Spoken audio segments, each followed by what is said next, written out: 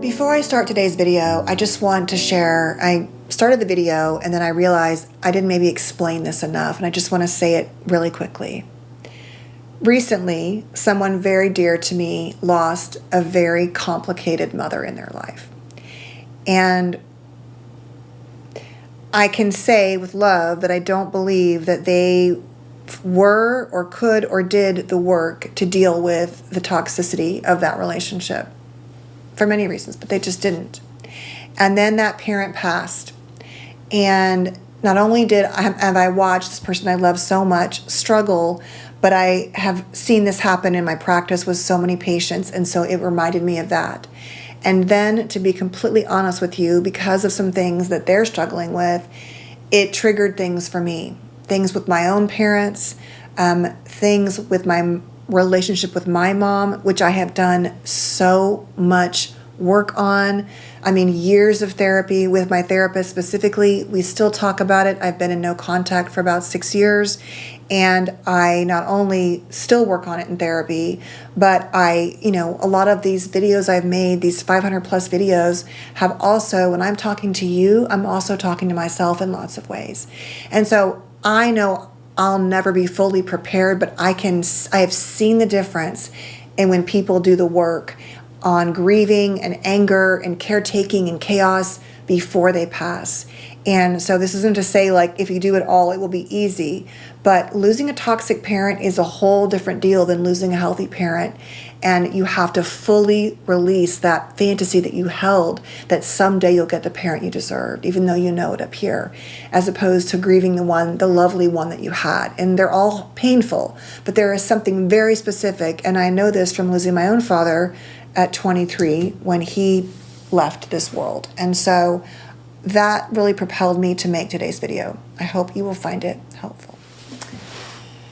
Today's video is inspired, as usual, which makes sense, by my own life, but we're going to take a little detour from autism today and talk about something very, very close to my heart, which is really why I began making content, and this idea that what happens to you in childhood has profound effects upon your adult life.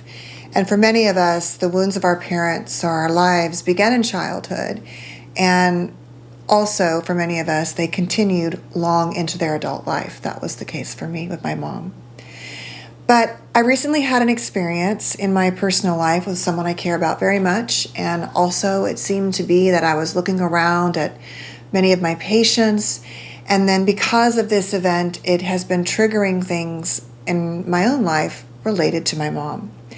And it is something I feel very, very strongly about, which is doing the work, if you can, before your parent passes, before your toxic, harmful parent passes, and why it's so important. And just as a quick aside, my last child is leaving the nest a year, hopefully-ish from now. And I am literally, and have been for months, and will be spending the next year with my own therapist working on healthy separation, my own work after 4 children, and being defined as a mother, and that really being the only label I've cared about. That role ending is profound for me. And I have an identity and a career, and I think it's harder when you don't, but it's still really hard. My point is, I'm doing the work now. I have no expectation that I'll be done with the work in a year, but I want to start thinking about building my life and healing and preparing for a different journey without kids in my house every day. And that is why I wanted to share this topic, that I have seen this for so many years, what happens to people when they don't or aren't able to do the work on their trauma before their parent passes. And if you've had the kind of parent where you have thought about, fantasized about, said out loud, something to do with, I hope they will not be here, that is very telling, because the average person with a good, decent, healthy relationship doesn't have thoughts or fantasies or feel embarrassed to say, I wouldn't say this out loud, but like, I can't wait for them to go. They've been so harmful to me. If you've ever had those thoughts in a marriage and in a parenting relationship, and they're consistent, it's very telling usually about the trauma that you've been through or that you're still experiencing. So The root of all of this, if you don't, is that the root of this is all my fault, I'm the bad child, there is something wrong with me, that I believe most all of us feel with certain parents or parenting or relational traumas. But that can get activated like there's no tomorrow when the toxic parent leaves. And so these are 12 things I would highly recommend you do now. If your parent is years from going, if they're maybe close to going now, if everything is fine with them physically, but you just think I'll deal with it later, I would highly encourage you, as someone with both personal and professional experience in this regard, to consider doing this work. Number one, you need to get grounded in reality with what the relationship is really about, with the lack of validation, with the reality of the trauma you've experienced. In other words, you have to validate what they've done to you, to yourself. You have to try to find a way to identify the harm they've done to you now. Because when it gets flipped, if you don't do the work, the flipped often means your wounded child is really driving the bus, and you can become the bad child times a million. And so this isn't about you saying, oh, they're the worst ever. You can hold compassion in one hand for why your parents are a certain way, for their own traumas, their own stories. But also that doesn't make what they did to you or are doing to you now okay. And so you can say, I understand why if you want to, you don't have to, but also I can say that this hurt me and it harmed me. And I struggle in, like, example, living in hypervigilance, walking on eggshells, having wounded attachment patterns, shutting down my feelings, my emotions, being a good partner because I can't access certain parts of myself, like whatever it is. So how do you do that? You write about it. Number one, write about it.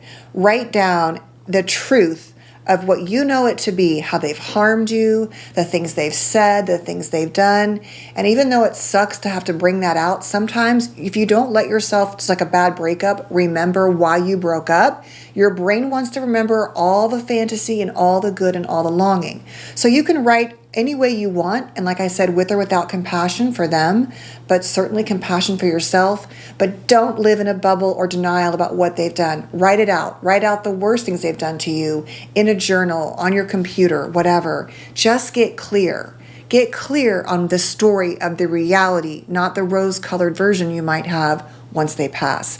Number two, identify that you have often been both caretaker and chaos holder for these kinds of parents, right? And so what you want to look at is, what role does being a caretaker play in my life in a good way, and perhaps an overly ambitious way, a way that sacrifices me?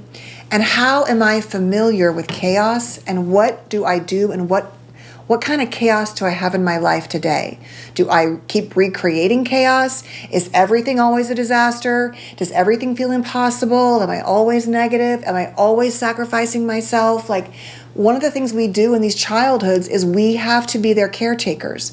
Many of these parents set up a dynamic where they offload and use you as a container to hold all of their feelings, negativity, they're needing for you to be a best friend or therapist. And if you're not clear about that, you can spend your life doing the same thing with everyone else, always taking care of everyone else and sacrificing yourself. And then when you try to speak up for yourself because you're so invested in being the good one, the caretaker, or the empath, for example, that it feels wrong to draw lines and hold boundaries and step outside of chaos. And so it can be conflicting. So identify your role as caretaker and chaos holder, and ask yourself where else you are doing this in your life and where you want to work on changing it. Number three, deal with and identify your identity issues now, not in response to them passing so that you are now the collapsed, wounded child. Yes, you might collapse and feel like you're the wounded child in the midst of all of that. But the goal of this video is to help you not stay in that and to have some tools beforehand. And one of the big pieces is, who are we? We're used to being, the old soul, the caretaker, like I'm saying, or mom's best friend or therapist, that we don't really know who we are. And that can look like in our roles at home, in our job, whatever it is. So the bottom line is, work on your identity issues now. If you have a dream in your heart, or you want to make a career change, or you want to learn a new skill or a new hobby, start taking the baby steps. If you can't take the big steps, now, because this will also be healing and helpful for you when you realize you're not just so-and-so's broken, wounded, traumatized child. You're also someone's friend, mother, lover, partner. You are a separate self with your own gifts and abilities that come from you being you. And we need that. We all need that. Number 4, if you are not setting boundaries with these parents now, do it now. Many of these parents can be sort of, I always say, like a puppy trained. They don't want to lose you. So when you say, well, we're coming for dinner for 2 hours, but we're leaving in 2 hours, they might throw a fit, but they would rather see you. As long as it's not so wounding and so toxic for 2 hours, great. Or if you're going to say those things, Dad, we're going to leave. We're going to gather our things and we'll come back next time.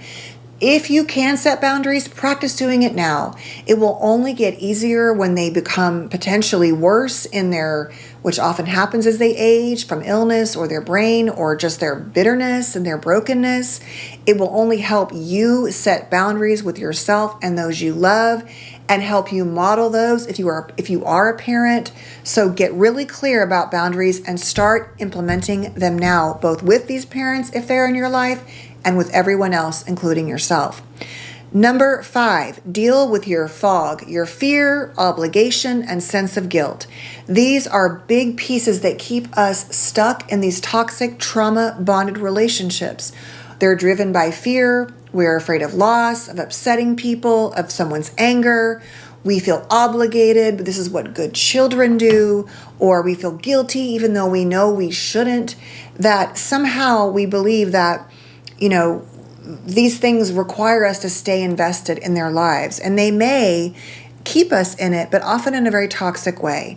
And so, especially if you're keeping this parent in your life because you stand to inherit money, which is, people make that decision because they help something with you financially, childcare, which the childcare things gets debatable if they're not acting appropriately. That's a different video, but important. I think I made a video about grandmothers a couple years ago who may be toxic. Inheritance, all of that. So if you're going to do that, if you feel like you need to, like you work for the family company, that's also very common in family businesses.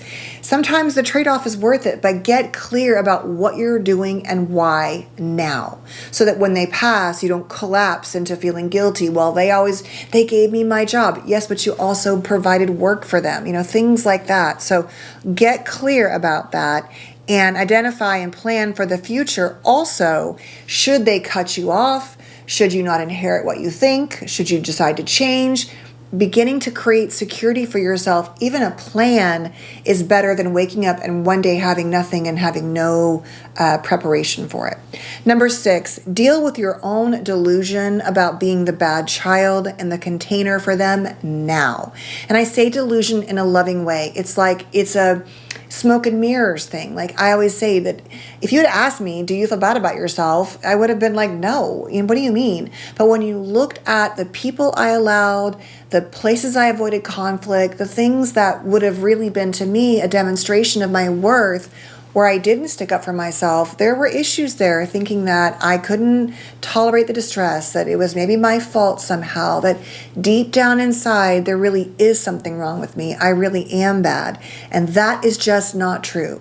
But I promise you, if you had caregivers who struggle with mental, physical, emotional boundary setting and consistency and security and stability, there's a very good chance that deep below under the surface is a brokenness about who you are and what you're capable of, and how deep inside when bad things happen, maybe you do deserve them. The truth is you do not, and you never did. But this can get really enacted and magnified, I should say, when they pass, if you haven't done any of the work on your childhood, because Now you will miss them. They're still your parent, or not necessarily miss them. Some do, some don't. But it's a complex thing. Trust me when I say even losing toxic parents, it's not so simple. In some ways, I think it's harder because you have to accept that you didn't get the love you wanted and longed for, and now you know you never will. So work on that. Number 7, begin grieving now. It's okay to begin your sadness and grief work around the parent that you long for, the parent that you deserved, the one, like I'm saying, that you'll never have. Because the truth is that it feels like a true death when you lose these parents in ways that you can, the child lives in a mind like, well, maybe someday they'll be different. I still, every now and then, I know it with like 98% of who I am, there's this fantasy that before my mom dies, like it'll somehow be different. I know that it won't. But doing that work can be life-changing, and it is very worthy of grief. It's devastating to have these kind of parents. So get connected to grief concepts, write a letter, maybe write a letter that you would never send to them, but imagining how you'll feel after they pass, what you want them to know. Write a letter to your inner child, telling them how sorry you are for their suffering, like whatever you need to do. Number 8, identify your unhealthy patterns that you're doing and be willing to call yourself out. And then also ask yourself, am I doing the same things to my own kids, to my parent?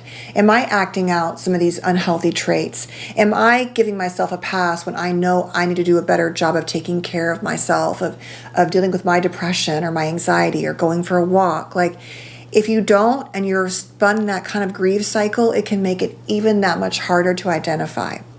Number 9, and this is similar, but hold yourself accountable. So if you decide to go get therapy, do it.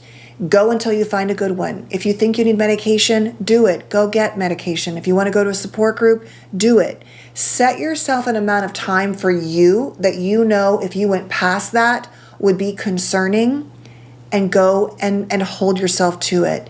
Because the last vestige of these parents is that now you are no one's child.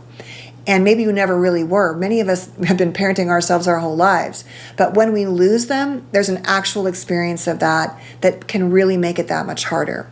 Number 10, deal with your anger. Many of us have so much anger that we've had to stuff and repress and can't share.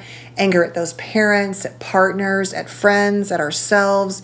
And so that's a separate video, but be willing to look at your anger in healthy, appropriate ways and stop telling yourself that you're some higher being that isn't allowed to be angry. We don't want to live in it, but it is an important feeling to acknowledge. Just the injustice of it all, or the hurt and the things they've said to you and done to you. Number 11, be compassionate and start practicing self-compassion now. And I really believe that we don't know how to do this when we didn't get a lot of compassion.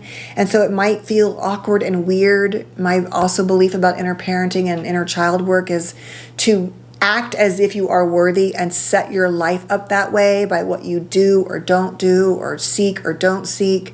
It's not so simple as just saying, well, be compassionate and love yourself more. To me, it has to be an act. And when all you've ever known is pain and focus on others and, like I said earlier, chaos and caretaking, it feels like so foreign to imagine putting your own needs first.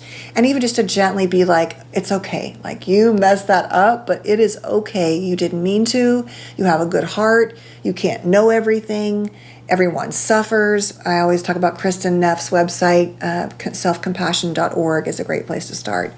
And lastly, if you can, start building your love-worthy map and your non-negotiables for a healthy life now.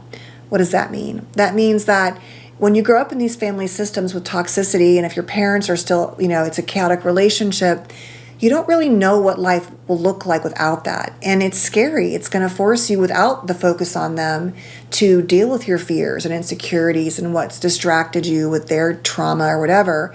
But be ruthless in looking at the parts of your life that are not serving you, that are toxic, that are harmful, the things that are non-negotiables, to have friends and people in your life, to look at where you're worthy. It really is important to start to build. And this is kind of like what I was saying with my daughter, my last one leaving the nest. Like, I want to build from 56 and beyond, 57 and beyond, I'll be a life that is meaningful and not just defined by, well, all the years that were really freaking hard that I barely survived. Now all I do is sit around missing those. I don't want that. I want to go pursue my dreams. And many of you know I want to live in Paris part-time and maybe work from there. And, I don't know if I'll be able to with everything else, but like, I don't want to give that up. And it's scary and it's not easy. But the idea is that if I don't start planning on, building a life for myself now, I don't want to wait till the minute she walks out the door. I want to start to do it now. And that is kind of what I wanted to share with you. So that's it for today. Thank you so much for being here. The next video is going to be about even more new research on the female phenotype, which applies to anyone, can be anyone with autism. As many of you know, my special interest has really become in many ways. It's always going to be trauma and childhood stuff, but has been added with the addition of has the addition of autism now, especially late diagnosed, time asking. So that's it. Thank you so much for being here. Please stay safe and well and take care, and I'll see you soon. Bye.